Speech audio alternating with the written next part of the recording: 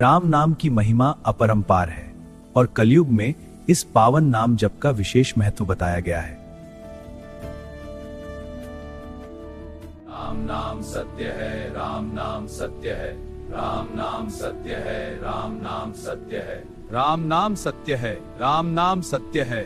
गरुड़ पुराण में अंतिम यात्रा में राम नाम की महिमा और सत्य का गहन वर्णन किया गया है। राम नाम ही ऐसा है जो जीवन के साथ भी और मृत्यु के बाद भी जीव के साथ रहता है। जन्म लेने वाले हर प्राणी को एक दिन यह नश्वर संसार छोड़कर अवश्य ही जाना पड़ता है। प्रभु का नाम लेने से जीवन की कठिन राह सरल और सुगम बन जाती है मनुष्य के लिए।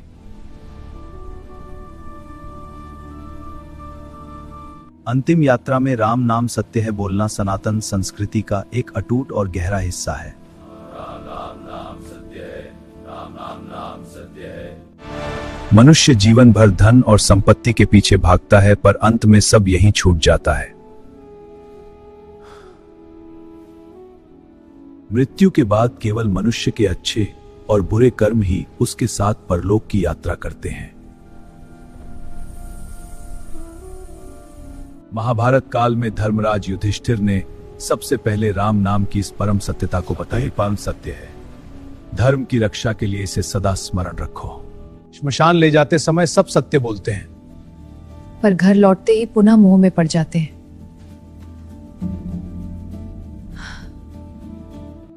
मृतक का परिवार संपत्ति के बंटवारे में लग जाता है और ईश्वर का पावन नाम भूल जाता है। नहीं, तुम सब ले लोगे। राम का नाम भी भूल गए, सब मेरा। राम नाम सत्य है बोलने का मुख्य उद्देश्य जीवित परिजनों को संसार की नश्वरता समझाना है। यह मंत्र समझाता है कि केवल राम नाम ही सत्य है और बाकी सब मोह माया मात्र है। राम नाम सत्य है, राम नाम सत्य है। अंतिम यात्रा में राम नाम जपने से मृतक की भटकती आत्मा को परम शांति प्राप्त होती है। माना जाता है कि यह मंत्र जीव को जन्म मृत्यु के कठिन चक्र से सदा हेतु मुक्त करता है। राम नाम जपने से मनुष्य के मन में बुरे और नकारात्मक विचारों का आना बंद होता है।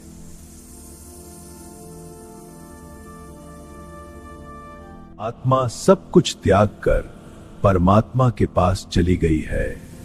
यही इस मंत्र का मूल संदेश है। राम नाम एक बीज अक्षर है जो मनुष्य को उसके संचित बुरे कर्मों से मुक्ति दिलाता है। स्वयं भगवान शिव भी निरंतर राम नाम का जप करते हैं, ऐसी शिव पुराण की मान्यता है।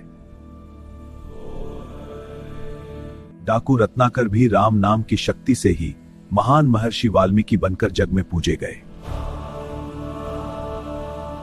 रामायण रचते हुए ब्रह्मांड के सातों द्वीप और पाताल कर्म बंधन से बंधे असंख्य जीवों से भरे हुए हैं। आयु समाप्त होने पर सभी जीव यमराज के कठोर वश में होकर दंड के भागी बनते हैं। तुम सब मेरे कठोर नियमों के अधीन हो। पितामह भीष्म, यमराज के भय से मुक्ति का उपाय क्या है?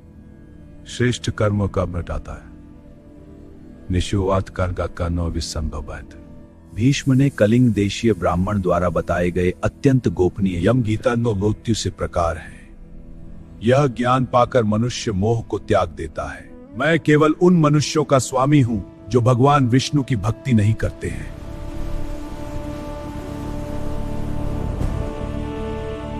यमराज ने अपने दूतों से कहा कि श्री हरि के शरणागत भक्तों को तुम छोड़ देना।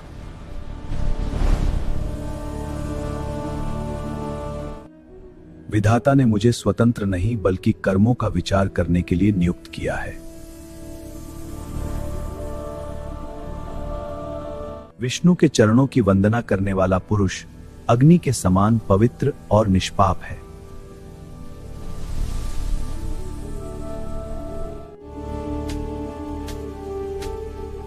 यमराज के अनुसार जो अपने वर्ण धर्म का पालन करता है वही सच्चा विष्णु भक्त है।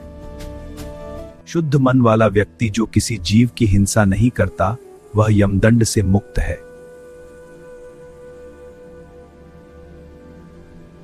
पराई संपत्ति को तिनके के समान समझने वाले भक्त के हृदय में जनार्दन बसते हैं।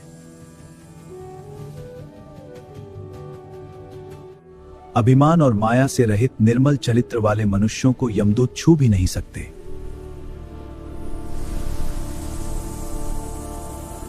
जिस प्रकार सूर्य के रहते अंधकार नहीं टिकता, वैसे ही हरि नाम से पाप मिटते हैं। पराया धन हरण करने वाले और कटु वचन बोलने वालों के हृदय में प्रभु नहीं रहते।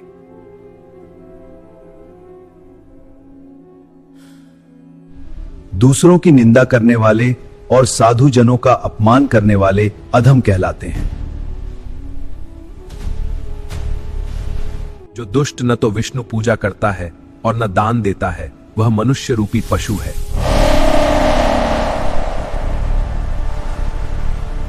जो अनन्य भाव से वासुदेव को पुकारते हैं, उन निष्पाप जनों को यमदूत त्याग देते हैं।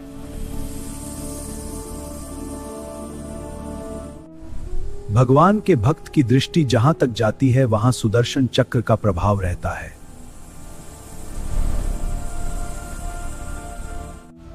यमराज और उनके दूतों की गति केवल उन पर है जिनका चित्त भगवत परायण नहीं है। संसार सागर में भगवान विष्णु के अतिरिक्त जीव का और कोई दूसरा रक्षक नहीं है। यम गीता का यह पावन वृतांत मनुष्य को यमलोक की भीषण यातनाओं से बचाता है।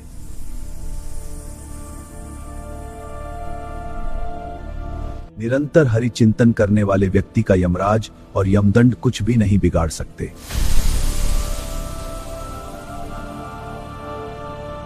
मृत्यु एक शाश्वत सत्य है जिसे झुठलाया नहीं जा सकता, परंतु हिंदू धर्म और गरुड़ पुराण में शव को अकेला न छोड़ने के पीछे गहरे आध्यात्मिक और व्यावहारिक कारण बताए गए हैं। गरुड़ पुराण में मृत्यु के बाद शव को अकेला क्यों नहीं छोड़ते, इसका विस्तृत और महत्वपूर्ण वर्णन किया गया है। मृत्यु इस लोक का सबसे बड़ा सत्य है जिसे हर जन्म लेने वाले को स्वीकारना पड़ता है। हिंदू धर्म में सूर्यास्त के बाद मृत्यु होने पर शव का दाह संस्कार टाल दिया जाता है।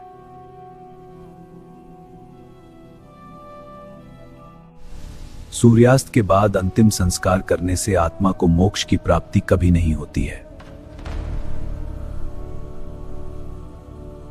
पंचक काल में मृत्यु होने पर विशेष क्रिया के बाद ही मुखाग्नि देना शास्त्र सम्मत है।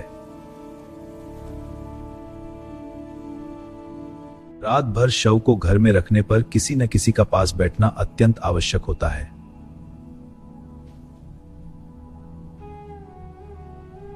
शव को अकेला छोड़ने पर कुत्ता या बिल्ली जैसे जानवर उसे नुकसान पहुंचा सकते हैं।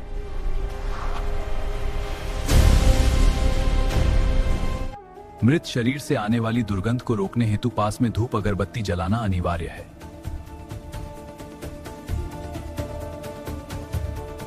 पुत्र की अनुपस्थिति में शव को उसके आने तक घर में सुरक्षित रखा जा सकता है।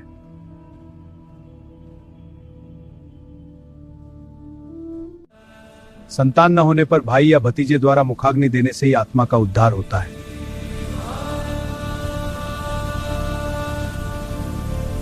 सूर्यास्त के बाद दाह संस्कार करने से आत्मा असुर या पिशाच योनि में जन्म लेती है। अकाल या वर्जित समय में संस्कार करने से जीवात्मा को यमलोक में भारी कष्ट होते हैं। रात में शव अकेला होने पर भटकती हुई दुरात्माएं उस शरीर में प्रवेश कर सकती हैं।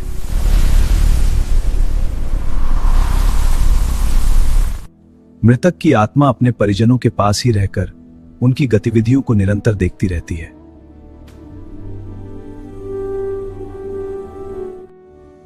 परिजनों का पास बैठना मृतक की आत्मा को संबल और शांति प्रदान करने वाला होता है। शास्त्रों के नियमों का पालन न करने पर आत्मा इसी मृत्यु लोक में भटकती रहती है। पवित्र वातावरण बनाए रखने हेतु रात भर ईश्वर का नाम जप और पाठ करना श्रेष्ठ है।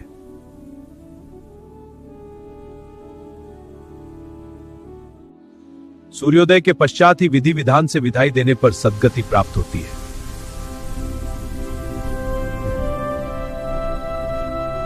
गरुड़ पुराण के ये नियम आत्मा की गरिमा और सुरक्षा सुनिश्चित करने हेतु बनाए गए हैं।